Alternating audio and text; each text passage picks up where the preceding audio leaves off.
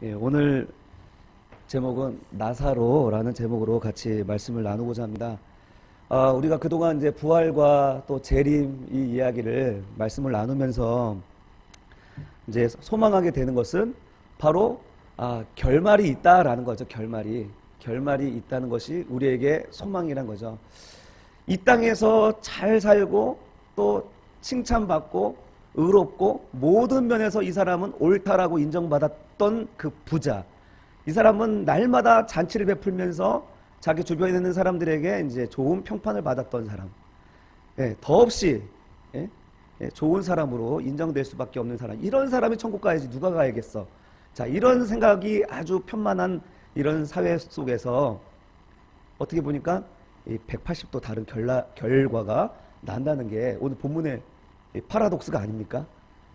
실제로 당시 유대인들이 부자고 또 사람들에게 평판이 좋았고 자기들이 구원받아서 천국에 간다라고 생각했습니다.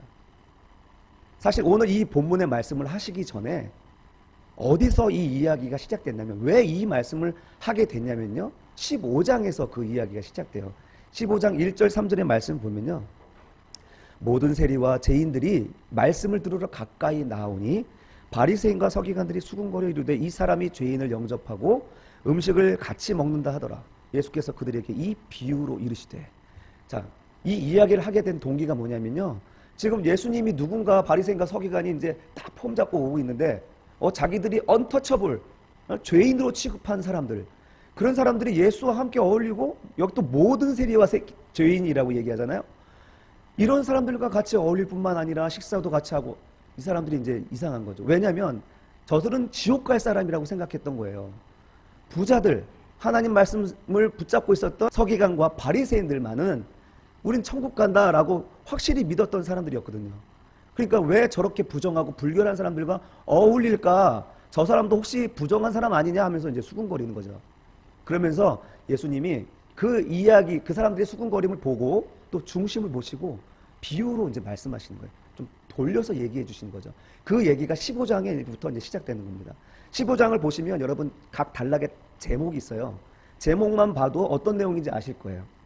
1절부터 15장 1절부터 시작되는 게 보면 잃은 양을 찾는 이야기가 나와요. 잃은 양. 야, 너희가 잃은 양을 찾아도 그렇게 기쁜데 내가 잃어버렸던 죄인 하나가 돌아오면 내가 얼마나 기쁘겠냐. 이 말씀을 둘러서 얘기하고 있는 거예요. 또 한 드라크마를 잃어버린 여자의 비유를 이야기했는데 마찬가지죠. 그것을 찾았을 때 그 기쁨 때문에 너희들 얼마나 좋아하냐. 그리고 여러분 잘 아시는 거, 우리 11절 15장 11절에 보면은 돌아온 탕자 이야기가 나오잖아요. 우리가 소위 탕자 이야기라고 하는 잃어버린 아들의 이야기를 얘기하는데, 그래서 무슨 말 하는 겁니까? 너희가 죄인이라고 생각하고 불결하다고 생각하던 저들 지옥 간다고? 아니야. 천만의 말씀. 아니야. 저들은 내가 찾아야 할 사람들이고 내가 잃어버렸기 때문에 다시 찾아야 될 사람이고, 그리고 그들이 돌아올 때 난 너무나 기쁘다라는 것을 이야기하고 있는 것입니다. 여러분, 성경에 이런 말씀이 기록이 안 됐을까요? 왜요? 아니죠. 잃어버린 자들을 찾기 위한 그 선지자들이 계속 외쳤던 말씀이 바로 그것입니다. 고아와 객과 과부와 나그네를 너희들이 선대하고 돌보라고 이야기를 합니다. 끊임없이. 그러나 예수님의 이 말씀, 구약의 말씀이 상기되는 이 말씀을 듣고도 그 바리새인과 서기관들은 왜 이 말을 기뻐하지 않고 환영하지 못했을까요? 우리 이 비유의 마지막, 15장 비유의 마지막 30절을 한번 보시면요, 그 이제 큰아들, 유대인으로 대변되는 큰아들이 이렇게 말합니다. 아버지의 살림을 창녀들과 함께 삼켜버린 이 아들이 돌아오매 이를 위하여 살찐 송아지를 잡으셨습니다 하면서 불평하는 거예요. 여러분, 지금 동생이 돌아오는 것이 기쁘지 않은 이유가 사실상 뭐 때문인 거예요? 돈 때문이에요. 돈. 재물 때문이라는 거죠. 재물. 지금 유대인들이 이 죄인들과 세리와 창기들이 돌아오는 게 기쁘지 않은 것은요, 물질 때문인 거예요, 사실. 그러니까 그들 때문에 물질을 못 얻는다는 의미가 아니라 물질 때문에 자기들이 봐야 될 하나님의 말씀을 보지 못하는 거예요. 메시지를 보지 못하는 거예요. 하나님 구약 성경에 주신 메시지. 여러분, 바리새인과 서기관이 어떤 사람입니까? 모세오경과 대소 선지자를 달달달 외우는 사람들이잖아요. 그런데 이 물질 때문에 하나님의 말씀에 있는 진리를 보지 못하는 거예요. 이게 물질이 가진 권능입니다. 물질이 가진 권능. 그래서 예수님이 16장 14절, 13절에 시작하는데 14절에 이런 말씀하시죠. 13절 하반절에 예수님이 결론적으로 너희는 하나님과 재물을 겸하여 섬길 수 없어. 그게 성경의 가르침이 아니냐. 두 주인을 섬길 수 없어. 너희가 어떻게 우상을 숭배하냐. 성경은 계속 얘기하고 있거든요. 예수님도 결론적으로 둘러서 비유로 계속 얘기하는데 알아듣지 못하니까 직접적으로 얘기하는 거죠. 야, 하나님과 재물을 겸하여 섬길 수가 없는 거야 라고 얘기를 하는 거죠. 그랬더니 바리새인이 어떻게 해요? 14절 바리새인은 돈을 좋아하는 자들이라 이 모든 것을 듣고 비웃거늘. 예, 정상적인 지적이라면 그렇지, 맞아, 하나님 말씀이 그렇게 기록되어 있지, 우리가 너무 좀 탐욕스러웠어, 좀 반성해야지. 사실 이게 정상적인 반응이잖아요. 근데 그들은 그 말씀을 듣고 비웃었어요. 무엇을 비웃은 겁니까? 하나님의 메시지를 비웃은 거죠. 저는 오늘 부자 나사로의 이 비유 가운데 내용 좀 여러분 머릿속에 기억나죠? 어떤 내용이 쭉 진행됐는지. 부자가 아브라함에게 저 나사로에게 좀 시켜서 내 끝을 좀 서늘하게 해달라고 부탁할 때 아브라함이 그렇게 얘기합니다. 아브라함은 여기서 하나님인 거예요. 아브라함이 너와 나 사이에는 큰 구렁텅이가 있어서 오도 가도 못한다라는 말을 해요. 저는 이 사람의 이 완고함이 바로 이 구렁텅이로 표현된 것이 아닌가. 하나님도 오지 못할 정도의 완고함. 하나님의 말씀을 그렇게 이야기하고 선포되고 심지어 통째로 성경을 머릿속에 갖고 있으면서도 하나님의 그 요구와 뜻을 받아들이지 못하는 그런 구렁텅이가 바로 이 사람의 완고함이 아닌가 하는 거예요. 성경에서 예수님이 이런 부정한 사람들을 비유하실 때에 이렇게 얘기했죠. 결론적으로 너는 쫓겨나서 밖에 나가 이를 갈며 울게 될 것이다 이렇게 얘기하잖아요. 왜 이를 갑니까? 왜 이를 갈어? 받아들이지 못하겠다는 거 아니에요. 너희 저 어두운 곳에, 즉 지옥에 떨어져도 너는 이를 갈고 받아들이지 못하고 원망할 거다라는 거예요. 정확하게 오늘 본문에서 그게 나와요. 부자가 그렇습니다. 부자는 보면요, 이 땅에서도 부자로 살았습니다. 그런데 그 땅에서도 부자로 살아요. 오늘 본문의 부자는 자색 옷과 고운 베옷을 입었는데 이건 그 당시에 입을 수 있는 최고의 옷감인 거예요. 그날에서 나지 않는 수입품이죠. 수입품, 외제 소위. 근데 그런 옷을 입었다는 말은 상시적인 표현인 거예요. 그러니까 뭐 특별한 결혼식 날에 입고 돌잔치 때 입고 하는 게 아니라 이제 매일 입었다는 말이에요. 그런 귀한 옷을. 그리고 그 옷을 입고 날마다 호화롭게 즐겼다. 이 즐겼다는 말은 연애를 뜻하는 동사예요. 그러니까 날마다 연애를 즐겼다는 거예요. 그냥 옷을 입고 막 놀고 다녔다는 게 아니고 연애를 즐기고 사람들을 초청해서, 사실 여러분 결혼식 할 때 돈 얼마나 많이 들어요. 그 어마어마한 물질이 어디서 생겼는지 날마다 진짜 돈이 썩어 없어질 정도로 이렇게 돈이 많았던 사람인가 보죠. 그런데 이웃의 고통에 관하여 무관심한 자였다는 거죠. 그 상대적으로 그 앞에 놓여있는 나사로는 어떤 사람인가? 거지, 온몸에 피부병, 종기와 헌대를 앓고 있는, 아무도 돌봐줄 수 없는, 또 종교적으로 피부병 앓고 있으면 부정한 사람이에요. 하나님께 버림받은 자예요. 근데 재미있는 것은 부자가 그 나사로의 이름을 알고 있다는 거예요. 알고 있으면서도 그의 환난을 도와주지 않았습니다. 저는 그가 부자였기 때문에 비난하는 게 아니라요, 부자였기 때문에 악한 게 아니라는 거죠. 뭐냐면 그 부를 혼자 움켜쥐었기 때문에 악한 거죠. 그리고 하나님 없이 이 부를 의지해서 살기 때문에 악한 거죠. 우리 요한일서 3장 17절 한번 읽어볼까요? 시작.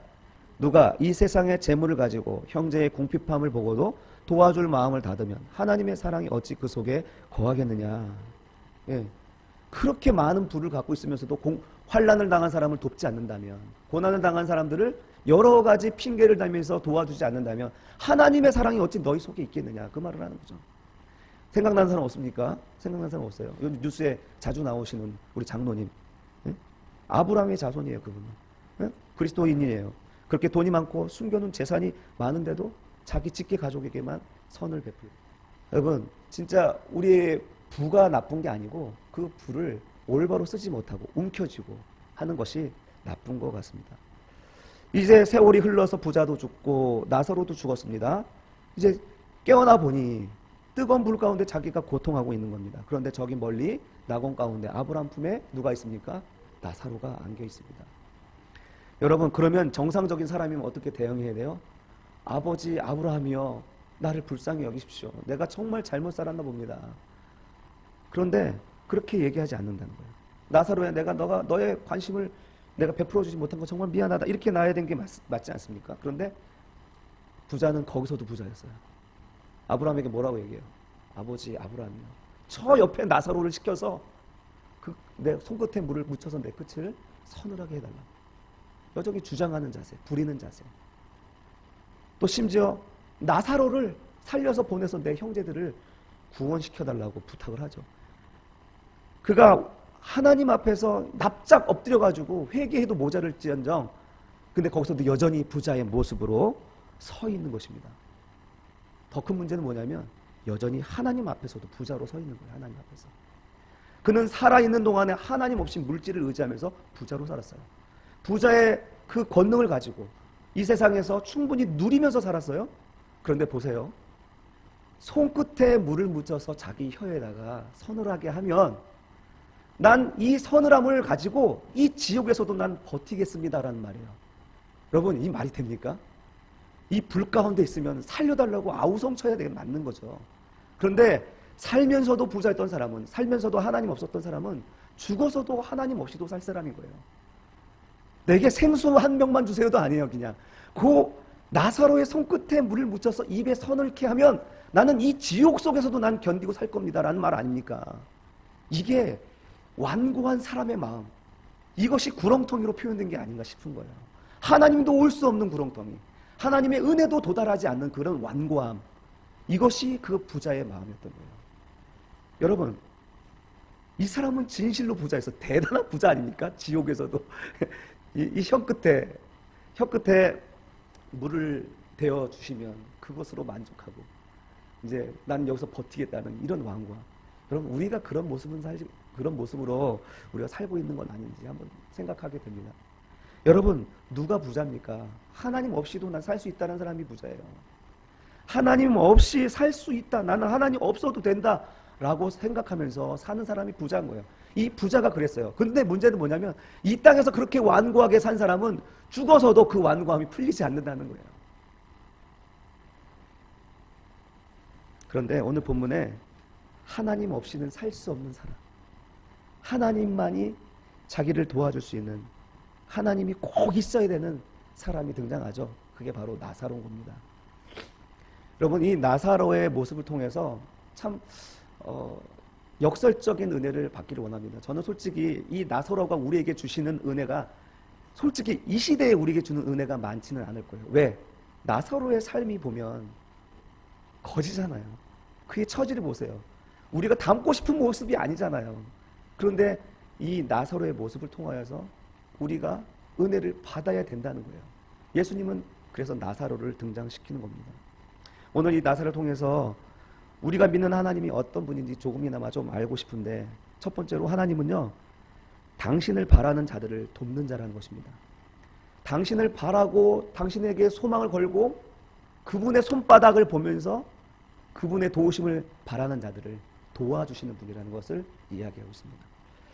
나사로의 뜻이 뭐냐면, 나사로의 뜻은 히브리 말로 엘르아살이에요. 엘르아살. 그것은 하나님이 돕는 자라는 뜻입니다. 하나님을 돕는 자. 여러분, 지금 놀리는 거예요, 지금? 나사로의 처지에 있는데 너는 하나님이 돕는 자라고 얘기하면 이거 놀리는 말 아닌가요? 네? 자, 그는 거지였습니다. 그리고 피부병이에요. 이 피부병은 헌대고 종기 같은 거. 여러분, 종기 한번 나본 적 있어요? 눕지도 못하고 뭐 어떻게 움직일 때마다 그냥 살이 땡기고 아프고 막 고름이 온몸이, 그래서 누워만 있었을 거라고 이제 학자들은 이야기를 해요. 이런 거지 나사로의 삶이죠. 근데 피부병이 있으면 사람들은 유대의 율법에 의하면 부정한 사람인 거예요. 그러니까 사람에게도 버림받고 종교적으로도 버림받고, 그래서 그 시대에 이 사람은 하나님께 버림받은 자라고 인식되던 사람이란 말이죠. 이렇게 사람에게 버림받고 인생의 실패를 경험하고 가족들에게까지 버림을 받고 율법과 계명에 의해서 외형적으로는 그가 분명히 하나님께로부터 버림받았던 이 사람에게 넌 하나님이 돕는 사람이야 라고 하면 열받지 않겠습니까? 여러분이 지금 고통 중에 있습니다. 힘들고 괴로워요. 그리고 어려움 속에 있는데 또 가족들에게 딸을 당하고 이웃 사람들에게 사기를 당하고 또 욕을 먹고 몸이 아파요. 사업이 잘 안 되고 이 질병은 날 기미가 나지 않고 우리 자녀들은 형통하지가 않아요. 그런데 이런 삶을 앞에 두고 당신은 사랑받기 위해 태어난 사람 이렇게 얘기하면 에라이씨 우리 마음속에 이렇게 마음이 들지 않겠습니까? 그런데요 오늘 참 재미있는 것은 나사로는 한마디들 안 해요. 한마디. 부자는 많은 말들을 떠드는데 나사로는 한마디를 안 해요. 뭐냐면 지금 자기의 삶을 받아들이고 있는 거죠. 성경은 분명히 말합니다. 나사로는 분명 하나님이 돕는 자였습니다. 아멘? 어떻게 알 수 있냐고요? 성경에 기록되어 있어요. 나사로는 그렇게 거지같이 그리고 피부병으로 완전히 우리 생각의 패배자의 모습이지만 하나님은 그를 돕는 자다라고 명확하게 얘기하고 있습니다. 25절입니다. 25절 한번 같이 읽겠습니다. 시작. 아브라함이 이르되 예 너는 살았을 때 좋은 것을 받았고 나사로는 고난을 받았으니 이것을 기억하라. 이제 그는 여기서 위로를 받고 너는 괴로움을 받느니라. 자, 너는 좋은 것을 받았고 고난을 받았고 또 이제는 여기서 위로를 받고 너는 괴로움을 받는다. 받는다는 동사가 4번 반복되는데 우리나라 성경에는 헬라어 성경에서는 받는 동사는 앞에 2글자예요. 앞에 2개예요. 너는 살았을 때 좋은 것을 받았고 그리고 나사로는 고난을 받았다. 이게 이제 받는다는 동사인데 받는다는 동사는 원래 의미적으로 수동형이죠. 수동형인데 이 동사가 주격, 현재형 그리고 능동형으로 썼다는 것이죠. 능동태. 여러분, 자 한번 생각해 보세요. 내가 받는데 내가 능동적으로 받는다. 내가 받긴 받는데 능동적으로 받는다. 어떤 상황인 것 같습니까? 내가 받는데 그것을 능동적으로 받아요. 그게 어떤 상황인 것 같으세요? 내가 선택한 거 아닌가요? 내가 고른 건가? 고른 거잖아요. 내가 능동적으로 선택해서 받은 거잖아요. 이런 거 아니겠어요? 자, 하나님이 우리 엄마 아빠가 이제 쫙 펼쳐놓고 자 여기서 초콜릿 하나하고 과자 하나씩만 골라. 그러니까 줬지만 내가 능동적으로 선택하는 거죠. 지금 이 동사가 그거예요. 그러니까 지금 부자는 살아있을 때 좋은 것을 선택했다는 거예요. 좋은 것을. 자기 눈에 보기에 좋은 것, 즐거운 것들을 선택한 거예요. 살아있는 동안에. 근데 나사로는 고난을 선택했다라는 거예요. 고난을 수동적으로 받는 게 아니라 능동적으로 받았다는 거예요. 여기서 뭔가 좀 메시지가 보이지 않습니까? 부자는 즐거움을 선택했습니다. 그리고 나사로는 괴로움을 선택했습니다. 세상에 괴로움을 선택하는 사람도 있습니까? 예, 있어요. 하나님 말씀대로 살기 위해서는 괴로움을 선택해야 될 때가 많다는 사실입니다. 왜요? 하나님이 불의하기 때문에? 아니요. 세상이 악하기 때문이 아닙니까? 우리가 하나님 말씀대로 하나님의 공의대로 살아가려면 이 세상과 필연적으로 부딪힘이 있을 수밖에 없는 거예요. 그러니까 내가 하고 싶어도 하지 못하는 것들이 너무 많은 거죠. 그러니까 모든 기회에서 두 번째, 세 번째 자꾸 밀릴 수밖에 없는 게 크리스찬들의 삶인 거예요. 그러면 그 반대로 부자가 부자일 수 있었던 이유는 무엇이었겠습니까? 그가 그 눈에 좋은 것을 선택했던 거예요. 그게 불법이고 범죄의 행위임에도 불구하고 그것이 나를 즐겁게 하고 나를 행복하게 해줄 것을 믿으니까 그것을 선택하는 거 아니겠습니까? 여러분은 바보여서 그걸 선택 못하는 거예요? 우리는 할 줄 몰라서 그걸 안 하는 겁니까? 아니잖아요. 쉽게 돈 버는 방법이 있어도 그것이 불법이면 안 하는 거잖아요, 사실. 그래서 그것 때문에 내가 조금 뭔가 손해를 보더라도 내가 이렇게 의롭게 살고 그리고 거룩하게 구별된 삶이 나에게 큰 보람을 준다면 난 이 가난도 이 고통도 내가 감수하겠다. 내가 선택하는 거 아닙니까? 이게 신자의 삶인 것입니다. 두 사람 다 아브라함의 자손이었습니다. 하나님의 자녀였습니다. 신자였지만 나사로만 하나님의 말씀과 그 가르침에 순종하고 그것을 선택했던 것이죠. 그의 가난의 이유는 거기에 있었습니다. 그리고 그 부자의 이유도 거기에 있었습니다. 그럼 도대체 하나님은 나사로의 무엇을 도와줬다는 겁니까? 무엇을 도와줬다는 거예요? 따라합시다. 믿음이 떨어지지 않도록. 예, 믿음이 떨어지지 않도록 도와주신 거예요. 보세요. 지금 나사로는 지금 이런 자기가 상대적인 박탈감에 믿음이 떨어지지 않겠습니까? 저 친구는 잘 살고 있는데 나이도 비슷한 걸로 나옵니다. 저 친구는 잘 살고 있는데 나는 왜 이렇게 되는가? 하나님은 계신가? 여러분, 이런 환경과 조건 때문에 얼마나 많은 박탈감을 가집니까? 이럴 때 하나님은 나사로에게 믿음을 도와주시는 거예요. 왜? 나사로는 하나님을 선택했기 때문에, 하나님의 말씀을 붙잡았기 때문에 그의 믿음이 떨어지지 않도록 도와주신 겁니다. 또 여러 가지 사업이나 사람들의 관계 속에서 절망을 맞이합니다. 실패합니다. 그리고 이 길이 과연 맞는지 옳은지 회의에 빠질 때에도 우리 믿음이 떨어지잖아요. 정말 이렇게 사는 게 맞나? 좀 끝없는 절망 가운데 난 도무지 그 끝을 알 수 없는 밑바닥에 빠질 때는 정말 믿음을 쉽게 잃어버릴 수밖에 없는 것이죠. 그런데 그럴 때 우리가 하나님의 말씀을 바라보고 그를 바라보고 그의 도우심을 구할 때 하나님은 우리의 마음에 믿음을 도와주신다는 거예요. 우리 믿음이 떨어지지 않도록. 나사로는 아브라함의 자녀답게 성경에 충실한, 하나님 말씀에 충실한 삶을 선택했습니다. 능동적으로 받았습니다. 이 악한 세상에서 하나님의 말씀을 붙잡았습니다. 그러나 부자는 하나님의 말씀보다는 현실과 타협하면서 현실이 주는 즐거움을 선택했습니다.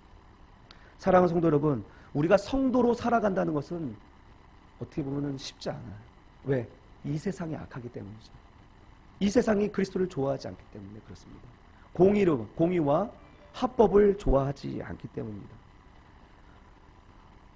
그래서 무엇보다도 이 세상과의 싸워야겠지만 더 싸워야 될 대상은 바로 나 자신인 거죠.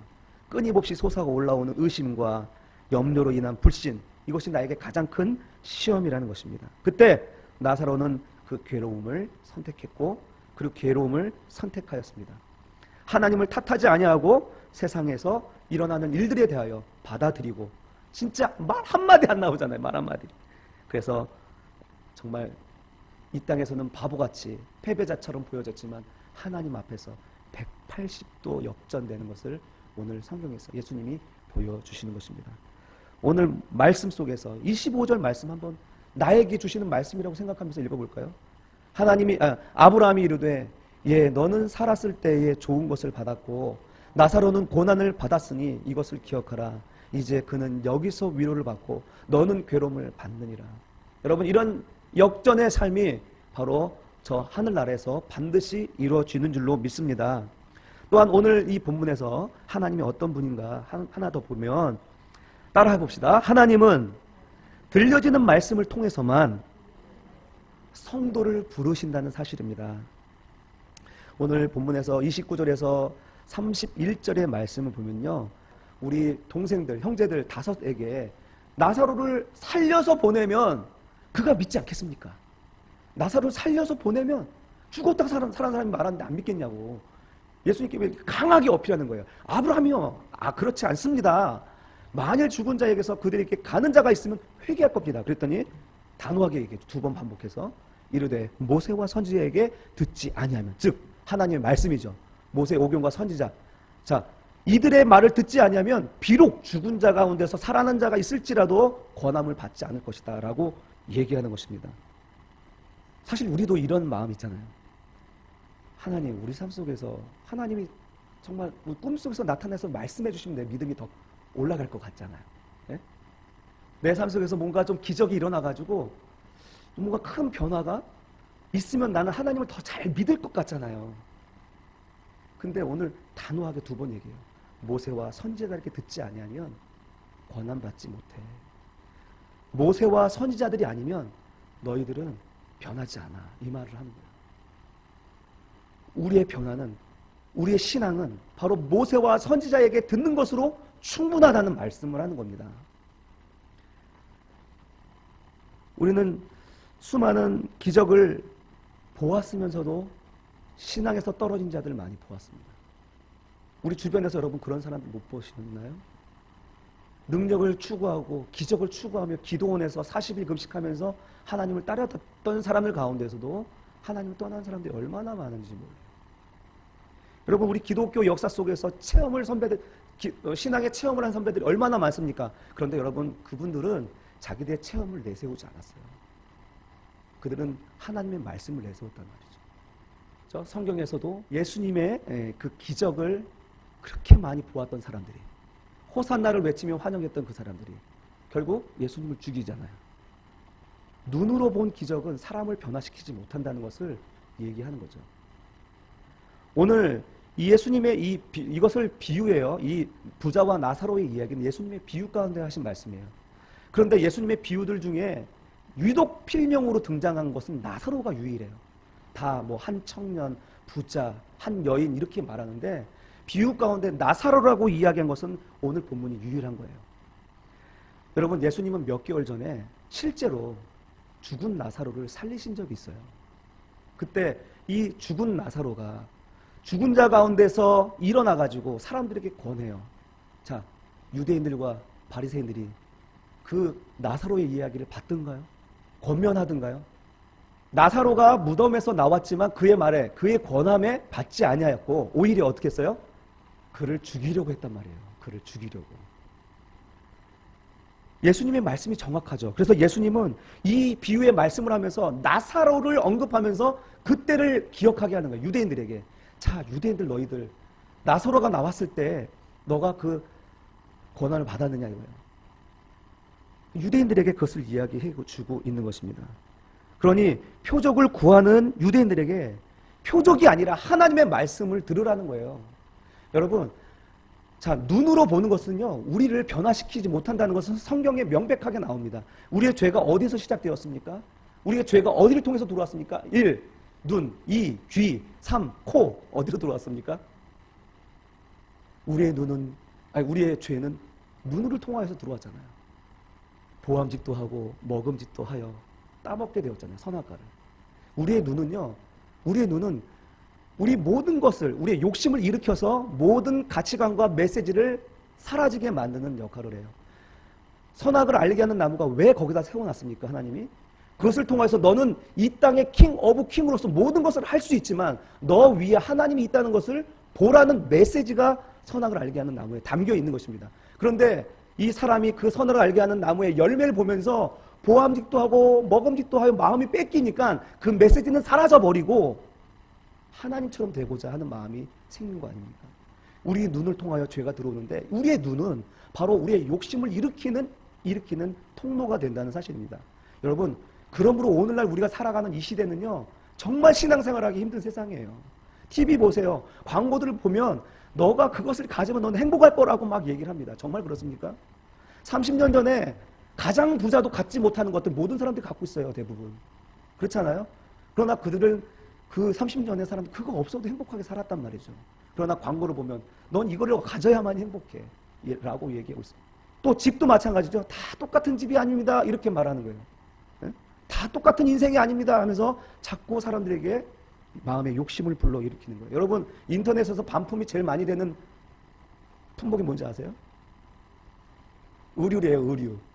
왜 그러냐면 분명히 저 모델이 입은 옷을 내가 샀는데 내가 입어보니까 그 옷이 아니라는 거예요. 그 옷이 아닌가요? 그 옷이 왔는데 자기 몸이 그 몸이 아닌 거지. 네?